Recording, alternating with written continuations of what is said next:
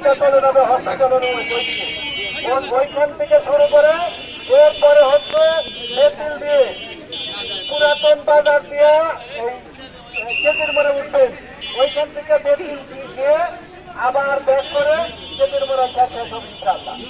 এই জন্য এই রাস্তা যদি কোনো ব্যত্যয় না ঘটে, কোনো বিশৃঙ্খল যাতে সৃষ্টি না হয়। রাজি আছেন তো?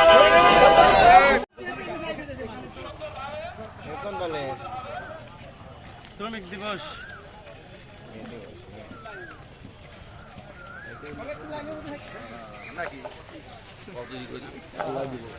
ওই ভালো জায়গাতে নিয়ে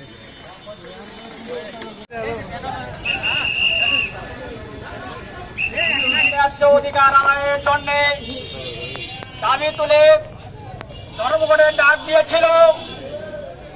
সেই দিন মালিক পক্ষ শ্রমিকদের উপরে সরকারের সহায়তায় জুলুম নির্যাতনের মাধ্যমে শ্রমিকদেরকে হত্যা করেছিল। আমাদের শ্রমিক কল্যাণ ফেডারেশনের মাধ্যমে তাদের পাশে আমরা দাঁড়িয়েছি এবং শ্রমিকদের বিভিন্ন দাবি আদায়ের ব্যাপারে তাদের সাথে আমরা একতাবদ্ধ হয়ে তাদের পাশে দাঁড়িয়েছি, তাদের সাথে থেকেছি এবং শ্রমিকদের যে কোনো অভাব অভিযোগ, যে কোনো সুখ দুঃখের সাথে আমরা সাথী হয়ে আমাদের শ্রমিক কল্যাণ ফেডারেশনের মাধ্যমে আমরা কাজ করে যাচ্ছি।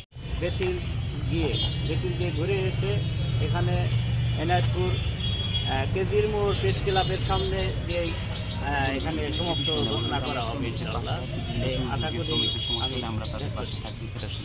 আমাদের বার্তা দেশবাসীর কাছে পৌঁছানোর জন্য আপনি যে কথাটি বলেছেন, নারী অঙ্গনে নারীদের অধিকার আদায়ের জন্য বাংলাদেশ শ্রমিক কল্যাণ ফেডারেশনের নারী অঙ্গনে একটি শাখা রয়েছে। তাদের মাধ্যমে আমরা নারীদের ন্যায্য অধিকার আদায়ের জন্য সচেষ্ট।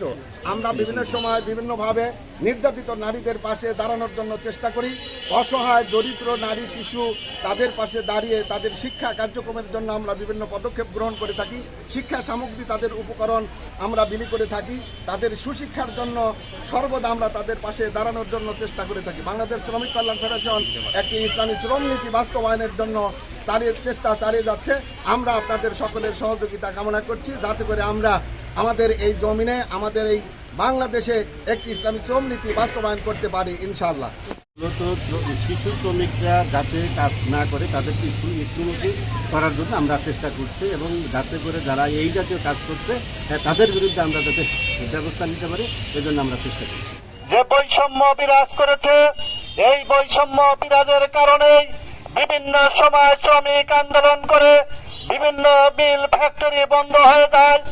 তাই তো আমরা দেখেছি রাসূল আকরাম সাল্লাল্লাহু আলাইহি ওয়াসাল্লাম শ্রমিকদের ন্যায্য অধিকার আদায়ের জন্য, শ্রমিকদের ন্যায্য পাওনার জন্য তিনি বলেছেন যে শ্রমিকের ঘাম শুকানোর আগেই তার মজুরি দিয়ে দাও।